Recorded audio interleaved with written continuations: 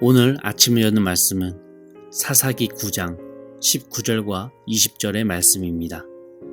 만일 너희가 오늘 여룻바알과 그의 집을 대접하는 것이 진실하고 의로운 일이면 너희가 아비멜렉으로 말미암아 기뻐할 것이요 아비멜렉도 너희로 말미암아 기뻐하려니와 그렇지 아니하면 아비멜렉에게서 불이 나와서 세겜 사람들과 밀로의 집을 살을 것이요 세겜 사람들과 밀로의 집에서도 불이 나와 아비멜렉을 살을 것이니라 하고. 할렐루야. 오늘 말씀을 통해서 주님의 뜻을 깨닫는 지혜와 기도의 응답을 누리는 은총이 우리 모두에게 넘치게 될 줄로 믿습니다. 오늘 사사기 9장은 사사의 이야기는 아닙니다. 아비멜렉이라는 이스라엘의 자칭 왕이 된 사사 기드온의 아들의 이야기입니다. 오늘 9장이 특이한 것은 이스라엘 내부적으로 동족끼리 서로 다투고 싸우는 일이 기록되었다고 하는 것입니다. 왜냐하면 지금까지 사사기는 이스라엘 대 이방 민족과의 전투를 다루면서 그 가운데 하나님께서 어떻게 사사들을 들어쓰셔서 이스라엘을 지키시고 보살피셨는지를 기록했었다면 오늘 사사기 9장은 이스라엘 안에 같은 핏줄끼리 서로 죽이는 이야기가 사사기 안에 처음으로 등장했다고 하는 것입니다. 즉 이스라엘 국가의 위기가 단순 외부 이방 민족에게만 그 이유가 있었던 것이 아니라 이제 보니까 그 실상은 내부적으로 이스라엘 민족이 서로 단합하지 못하고 서로 반목하며 신뢰하지 못하는 욕심에 그 원인이 있었음을 지적하고 있는 부분이 바로 이 9장이라고 하는 것입니다. 아비멜렉이라고 하는 사람이 등장을 하는데요. 그 이름의 뜻은 아버지는 왕이시다 라고 하는 의미입니다. 그의 아버지 기드온은 끝까지 왕이 되지 않겠다라고 말은 했었지만 그의 아들의 이름을 아비멜렉이라고 지으면서 아버지는 왕이시다 라고 하는 그 의미를 남긴 걸 보면 탐욕 가득했던 기드온의 야망이 이 아들 아비멜렉을 통해 고스란히 드러나고 있음을 우리는 볼 수 있습니다. 9장의 내용을 간단하게 요약하자면 기드온의 첩중에 이 세겜 출신의 아내가 있었고 아들의 이름은 아비멜렉이었습니다. 세겜은 에브라임 지파 내에 있는 도시로서 에브라임 지파를 대표한다고 볼 수 있습니다. 세겜 사람들은 아비멜렉을 왕으로 추대했어요. 그들이 믿던 우상 바알브릿 신전에서 은 70세겔을 정치 자금으로 마련해 주었습니다. 제일 먼저 아비멜렉은 그 정치 자금으로 용역을 사요. 그리고 자신의 배다른 형제 70명을 모조리 다 죽입니다. 그럴 때 막내 아들 요담만 살아남아서 도망을 치게 되죠. 그리고 그 요담은 이후에 세겜 사람들에게 조용히 나타나서 선지자처럼 비유를 통해 아비멜렉은 가시나무 같은 존재이기 때문에 이 백성들에게 쉴 그늘을 마련해 주지 못하고 어디 쓸 수도 없는 목재로서 결국 땔감이 되어 주변을 불태우는 존재가 이 아비멜렉이다 라고 이렇게 이야기를 합니다. 그렇게 아비멜렉 통치 3년이라고 하는 시간이 지났습니다. 그 이후의 모습은 세겜 사람들이 그 혈육 아비멜렉을 배신해서 그를 감시하고 아비멜렉 왕을 만나러 가는 사신들이나 협력자들은 왕에게 가는 길에 세겜 사람들이 먼저 강탈하고 죽이는 그런 일들이 벌어지게 됩니다. 3년 전에는 이 세겜 사람들이 아비멜렉을 왕으로 세울 때는 언제고 지금은 이렇게 서로 감시하고 못 잡아먹어 안달이라고 하는 것이죠. 성경 23절에 기록하기를 하나님이 아비멜렉과 세겜 사람들 사이에 악한 영을 보내심에 세겜 사람들이 아비멜렉을 배반하였더니 라고 기록을 합니다. 이 부분을 오해하면 하나님께서 관계가 좋았었던 그 아비멜렉과 세겜 사람들 사이에 악한 영을 억지로 꾸겨 넣으셔서 그들의 관계를 다 망쳐 놓았다고, 그들로 하여금 서로 원수가 되도록 만드셨다고 이렇게 우리가 생각할 수 있습니다. 그러나 그런 의미는 전혀 아니죠. 보통 성경에서 하나님께서 악한 영을 통해 악인이 패망하도록 하시는 것을 우리가 볼 때에 우리가 기억해야 할 것은 하나님께서 그 영을 부리셔서 그 악인으로 하여금 심은 대로 거두도록 방치하셨다, 이렇게 이해하시면 되겠습니다. 3년간 아비멜렉의 정치는 최악으로 치달았고 그 정치를 받던 세겜 사람들도 더 이상은 아비멜렉을 왕으로 신뢰하지 못할 뿐만 아니라 그 왕을 반대하고 왕을 욕되게 하려는 그 행위를 멈추지 않도록 주님은 방치하셨다는 거예요. 그렇게 서로 불신하고 반목하던 차에 새로운 인물이 등장하는데 26절에 보니까 가알이라고 하는 인물입니다. 이 가알이 아비멜렉의 정치를 비난하고 왕을 비하하는 그런 발언을 하면서 군사적으로 도전장을 내밀게 됩니다. 당연히 세겜 사람들도 대다수는 이 가알을 환영했죠. 그 소식을 들은 아비멜렉은 분노했고 결국 군사를 이끌고 세겜 지역과 밀로 지역을 두루다니며 성읍을 하나하나 다 무너뜨리기 시작합니다. 밀로 지역의 정확한 위치는 어딘지는 모르나 세겜 지역 바로 옆에 있었을 것으로 추정해요. 이 호기로웠던 가알은 아비멜렉의 그 위세 앞에서 도망을 치죠.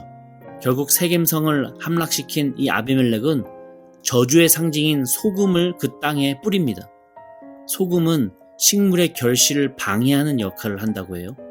그래서 아비멜렉의 그 소금을 뿌리는 행위는 그 세겜 사람들을 향한 아비멜렉의 분노가 가득해서 그들에게 영원한 멸망의 저주를 선고하고 있다고 하는 의미였습니다. 그나마 살아남았었던 세겜 사람들, 즉 대부분은 노약자, 여인들, 아이들로 구성되었던 인원들이 신전의 고지대 보루로 피신을 했었지만 아비멜렉은 그 신전 보루에 불을 질러 이 1000명가량 되는 노약자, 여인들, 아이들을 다 불태워 죽입니다. 이쯤 되면 이 아비멜렉이 얼마나 잔인하고 무자비한 사람인지 알 수 있는 부분이죠. 맨정신의 사람이 이런 선택을 할 수 있겠습니까? 이스라엘의 왕으로서 하나님의 성품을 드러내고 하나님의 뜻을 행해야 하는 왕이 되기에는 이 아비멜렉은 그 싹부터 전혀 선함이라고는 보이지 않고 잔혹한 세상 왕이었다고 하는 것이죠. 오늘 이 사건은 아비멜렉의 포악성을 고발할 뿐만 아니라 또 반대로 세겜 사람들의 어리석음도 역설하고 있습니다. 세겜에서 처음으로 이스라엘의 왕을 배출하여 이스라엘 안에서 특권 의식을 갖고 귀족으로 살아가고자 했었던 그 세겜 사람들의 욕심이 결국 칼이 되어 자신들의 목에 제일 먼저 들어오게 된 것입니다. 선한 의도가 아닌 한 지파의 욕심에서 시작된 그 연합이 결국 이런 결과로 가져오면서 뿌린 대로 거두게 된 셈이라고 하는 것이죠.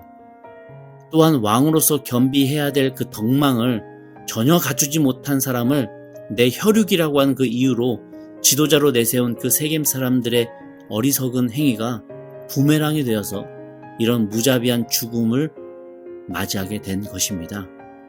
우리 역시도 선한 의도가 아닌 그 연합과 정의롭지 못한 그 약속은 언제든지 쉽게 어그러지고 붕괴될 수 있음을 기억하면서 뿌린 대로 거둔다는 진리를 잊지 않고 선하고 진실한 씨앗을 뿌리며 살아갈 수 있는 그 신실한 그리스도인 되기를 소망합니다. 이렇게 자신의 영토였던 세겜을 초토화한 그 아비멜렉은 그 여세를 몰아서 데베스라고 하는 땅을 쳐요. 학자들은 이 데베스의 정확한 위치는 알 수 없다고 하지만 아비멜렉의 영토 확장을 위한 침략 전쟁이었다고 연구를 합니다. 그러나 욕심이 죽음을 잉태하게 되는데요. 아비멜렉은 데베스 성읍을 대파하고 데베스 사람들이 피신해 있는 그 마지막 고지대 망대를 밑에서부터 불태우려고 망대 문으로 향해 가다가 한 여인이 떨어뜨린 맷돌 윗짝에 어이없이 맞아서 아비멜렉의 두개골이 깨지게 됩니다. 이 아비멜렉은 전쟁 중에 기본적인 상식인 투구를 쓰지 않았었다고 하는 거예요. 방심했다고 하는 것이죠. 그런데 그렇게 머리가 깨진 와중에도 아비멜렉은 자신의 체면을 생각해서 여자가 던진 돌에 죽었다라고 알려지면 그게 너무 창피하니까 전쟁 중에 칼에 찔려 죽었다라고 알려지기 위해 옆에 있던 병사에게 날 찌르라고 명령합니다. 그렇게 허무하게 죽어버려요. 이렇게 아비멜렉은 이름도 모르는 한 여인에 의해 허무하게 죽는데 사사기 5장에서 이 시스라 군대 장관이 야엘이라고 하는 여인의 손에 죽은 것이 연상되기도 합니다. 또한 나중에 사울 왕이 전쟁터에서 치명상을 입고 죽게 되었을 때 주변 신하에게 자신을 죽여줄 것을 부탁하는 그 일과도 맥락이 비슷합니다. 바로 셋 다 하나님께 거부당한 권세자들이었다고 하는 것이죠. 아비멜렉 이야기에서 단 한 번도 하나님은 등장하지 않습니다. 주님을 찾지도 않았고요. 거룩한 일을 위한 전쟁도 없었고요. 그저 세속적인 욕심과 이해관계로 서로 연합하다가 반목하게 되고 서로 뭉쳤다가 또 서로 죽이는 일들이 반복되고 있습니다.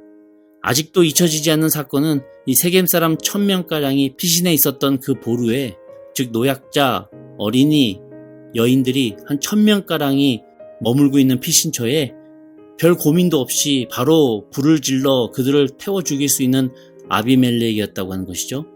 그렇게 아비멜렉이 자신의 백성들이자 동족들의 그 생명을 값싸게 취급했던 것처럼 하나님께서도 그 아비멜렉의 생명을 값싸게 취급하셨음을 보면서 자신이 던진 부메랑이 그대로 자신에게 또 되돌아와 자기 머리를 쳤음을 우린 보게 됩니다. 야고보서 1장 15절의 내용처럼 욕심이 잉태한 즉 죄를 낳고 죄가 장성한 즉 사망을 낳느니라, 이 원리가 아비멜렉의 삶에 그대로 드러나고 있어요. 왕의 자리라는 욕심에 결국 형제 50명을 싹 다 죽이는 그 죄를 범했고, 영토 확장의 욕심에 결국 자신의 목숨으로 죄값을 치르는 것을 보게 되죠. 이렇게 욕심이 죄를 낳고 죄가 장성하여 사망을 낳았음을 우리는 기억하면서 내 마음속에도 항상 자리 잡고 있는 그 욕심이 사실은 죄의 싹이 된다는 것을 기억하면서 그 욕심이 내 삶의 원동력이라고 착각하지 않길 바랍니다. 욕심을 삼가 조심하며 죄로 이어지지 않도록 유혹 앞에서 피하고 고난 앞에서 인내할 수 있는 그 영적 분별력이 가득한 우리 모두가 되기를 간절히 소원합니다.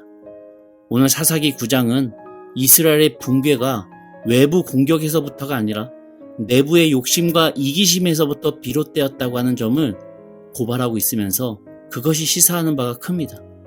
우리 공동체의 위기도 외부적인 이유보다 내부적인 이유가 크다는 것을 기억하면서 부메랑의 원리처럼 내가 공동체 안에서 이기적으로 욕심대로 행동했었던 그 결과가 결국 나에게로 고스란히 되돌아온다는 것을 기억하며 거룩하고 신실하게 오늘 하루도 살아가는 우리 모두가 되기를 소망합니다. 그렇게 오늘 하루도 주님의 인내와 사랑을 닮아가며 또한 그것이 부메랑이 되어 우리 삶 속에 거룩한 하나님의 열매가 맺어지는 귀한 역사를 경험하는 주님의 자녀들 다 되시기를 주님의 이름으로 간절히 축원합니다. 아멘. 우리 함께 기도하시겠습니다.